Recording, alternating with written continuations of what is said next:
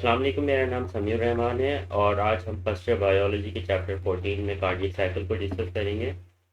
Cardiac cycle में हमने पढ़ना है कि भाई सबसे पहले हम देखते हैं कि हार्ट जो है मायोजेनिक होता है। हार्ट मायोजेनिक मतलब कि हार्ट की जो कॉन्ट्रैक्शन के लिए इलेक्ट्रिकल इम्पल्सेस जनरेट होती हैं वो हार्ट के मसल्स में ही जनरेट होती हैं, वो डायरेक्टली नर्वस सिस्टम से नहीं आ रही होती। अच्छा, उसके लिए अगर हम देखते हैं कि जो हार्ट की एक और प्रॉपर्टी होती है कि हार्ट जो है वो रेगुलर मैनर में कॉन्ट्रैक्ट करता है, रिथमिकली कॉन्ट्रैक्ट करता है। इसका मतलब क्या है कि हार्ट जब कॉन्ट्रैक्ट करता है तो उसकी एक कॉन्ट्रैक्शन और दूसरी कॉन्ट्रैक्शन के दरमियान, दो कॉन्ट्रैक्शन के दरमियान एक छोटा सा पॉज होता है। कुछ सेकेंड्स का जो है वो पास होता है, 0.8 जो सेकंड है उनका पास होता है। तो एक शॉर्ट पॉज की वजह से एक प्रॉपर टाइमिंग होती है। इस कॉन्ट्रैक्शन को हम कहते हैं कि ये एक रेगुलर कॉन्ट्रैक्शन है, रिदमिक कॉन्ट्रैक्शन है। या फिर आप ऐसे भी समझ सकते हैं कि जो हार्ट के चैम्बर्स की कॉन्ट्रैक्शन होती है, एक कॉन्ट्रैक्शन जब पूरी तरह से हो जाती है उसके बाद रिलैक्सेशन का पीरियड स्टार्ट होता है, तो हार्ट मसल्स जो है पूरी तरह से रिलैक्स होते हैं। देन उसके बाद दूसरी कॉन्ट्रैक्शन स्टार्ट होती है।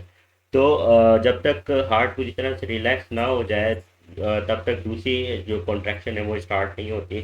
इस वजह से हम कहते हैं कि जो हार्ट है वो रिदमिकली या रेगुलर मैनर में कॉन्ट्रैक्ट करता है।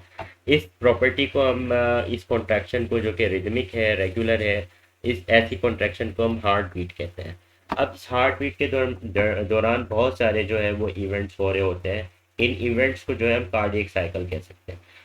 कार्डियक साइकिल को एक बार फिर बताऊंगा कि हार्ट बीट के दौरान जो इवेंट्स होते हैं हार्ट के चैम्बर्स में, जो जो तब्दीलियाँ आ रही होती हैं, ब्लड फ्लो हो रहा होता है, उसे हम कार्डियक साइकिल कहते हैं। तो कार्डियक साइकिल के दौरान दो मेन इवेंट होते हैं, एक है डायस्टली और दूसरा है सिस्टली।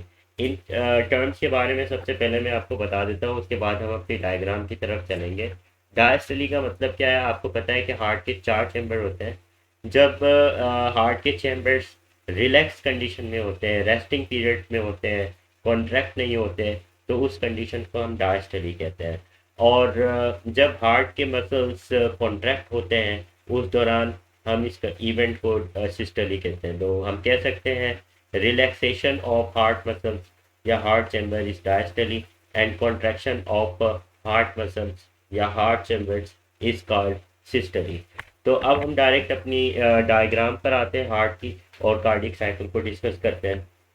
तो जैसे कि मैंने पहले आपको बताया कि हार्ट के चार चैम्बर्स होते हैं। दो ऊपर वाले छोटे चैम्बर्स जो हैं इन्हें हम एट्रिया कह रहे हैं, और जो दो नीचे वाले चैम्बर्स हैं उन्हें हम वेंट्रिकल कह रहे हैं। अब ये आपके पास जो ब्लू कलर का जो दो चैम्बर नज़र आ रहे हैं, एट्रिया, राइट एट्रियम और राइट वेंट्रिकल, इसके अंदर डीऑक्सीजनेटेड ब्लड है। और जो आपको ये लेफ्ट साइड पर चैम्बर नज़र आ रहे हैं, लेफ्ट एट्रियम और लेफ्ट वेंट्रिकल, इसे हम जो है इसके अंदर आपको ऑक्सीजनेटेड ब्लड नज़र आ रहा है। अच्छा, अब हम देखते हैं कि जो कार्डियक साइकिल है उसका पहला इवेंट कौन सा होता है। उसका पहला इवेंट होता है एट्रियल डायस्टली। एट्रियल डायस्टली में क्या होता है कि जो एट्रिया है वो रिलैक्सिंग कंडीशन में होते हैं, और इन रिलैक्सिंग कंडीशन में ये रेस्टिंग पीरियड के दौरान क्या होता है, इन दोनों एट्रिया के अंदर जो है ब्लड आता है। अब ब्लड कहाँ से आता है, हम देखते हैं राइट साइड का जो ये राइट एट्रियम है, वहाँ से ब्लड जो है वो आता है, वेना केवा के ज़रिए आता है डीऑक्सीजनेटेड ब्लड, और ये पूरा भर जाता है। अच्छा, अब जो हमारे पास लेफ्ट एट्रिया है, इस लेफ्ट एट्रिया में ब्लड कहाँ से आता है, इस लेफ्ट एट्रिया में छोटी छोटी आपको वेन्स नज़र आ रही है। इन वेन्स के ज़रिए ऑक्सीजनेटेड ब्लड आता है। इन वेन्स को हम पल्मोनरी वेन कहते हैं, और ये वेन्स जो हैं ब्लड ऑक्सीजनेटेड ब्लड लंग से लेकर आ रही होती है। अब अब हमने देखा कि एट्रियल डायस्टली के दौरान क्या हुआ कि जो चैम्बर्स हैं, एट्रिया जिसे हम कह रहे हैं राइट और लेफ्ट एट्रिया, ये भर जाते हैं ब्लड से। अब जब ये भर जाएंगे एट्रियल डायस्टली एंड हो जाएगी। एट्रियल डायस्टली के बाद जो दूसरा इवेंट स्टार्ट होगा इस कार्डियक साइकिल में, वो क्या होगा, एट्रियल सिस्टली सॉरी स्टार्ट होगा। एट्रियल सिस्टली में क्या होगा कि जो एट्रिया है, राइट एट्रियम और लेफ्ट एट्रियम कॉन्ट्रैक्ट होंगे, और इनका जो ब्लड है वो अपने अपने वेंट्रिकल में आ जाएगा। मतलब राइट एट्रियम से राइट वेंट्रिकल में ब्लड आ जाएगा, और लेफ्ट एट्रियम से लेफ्ट वेंट्रिकल में ब्लड आ जाएगा।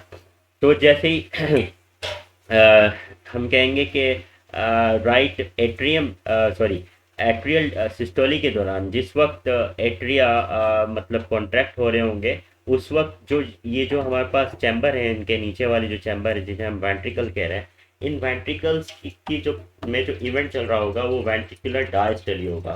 तो हम ये कह सकते हैं एट्रियल सिस्टोली के दौरान वेंट्रिकुलर डायस्टोली चल रही होगी। वेंट्रिकुलर डायस्टोली के दौरान दौरान हम कहेंगे कि इनके अंदर ब्लड आएगा, मतलब ये जो वेंट्रिकल है ये कॉन्ट्रैक्ट नहीं हो रहे होंगे, उस वक्त रिलैक्सिंग फेज में होंगे, रेस्टिंग पीरियड के अंदर होंगे। और रेस्टिंग पीरियड में क्या होगा, ये अपने अपने एट्रिया से इनके अंदर ब्लड आएगा।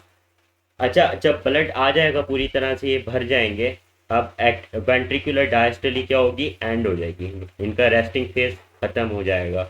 और जब इनका रेस्टिंग फेज खत्म हो जाएगा, देन इनके अंदर कौन सी कॉन्ट्रैक्शन स्टार्ट हो जाएगी, मतलब फिर हम इस फेज को, इवेंट को हम क्या कहेंगे, वेंट्रिकुलर सिस्टोली कहेंगे। और वेंट्रिकुलर सिस्टोली के दौरान क्या होगा, ये वेंट्रिकल जो है, राइट वेंट्रिकल और लेफ्ट वेंट्रिकल, ये कॉन्ट्रैक्ट होंगे, एक साथ कॉन्ट्रैक्ट होंगे, और इनमें से जो ब्लड है वो अपने अपने जो आर्टरीज हैं उन आर्टरीज के अंदर चला जाएगा। राइट वेंट्रिकल से जो ब्लड है वेंट्रिकुलर डायस्टोली के दौरान कहाँ चला जाएगा, पल्मोनरी आर्टरी में चला जाएगा फॉर ऑक्सीजनेशन।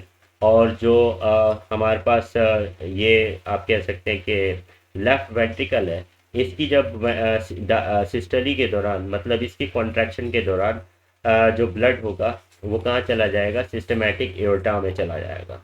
राइट एट्रियम से ब्लड कहाँ गया, पल्मोनरी आर्टरी में, पल्मोनरी आर्टरी से फिर लंग्स में चला जाएगा डीऑक्सीजनेटेड ब्लड।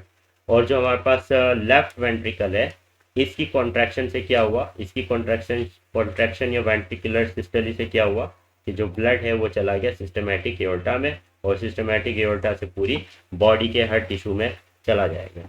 अच्छा, अब यहाँ पर जो amount of blood left ventricle से पुश किया जा रहा है सिस्टमैटिक एओर्टा में, उस अमाउंट ऑफ ब्लड को हम कार्डियक आउटपुट कहते हैं। तो होप सो आपको समझ आया होगा। तो अगर आपको कोई क्वेश्चन है या फिर कुछ कोई सजेशन है तो आप कमेंट सेक्शन में बता सकते हैं। Thank you very much.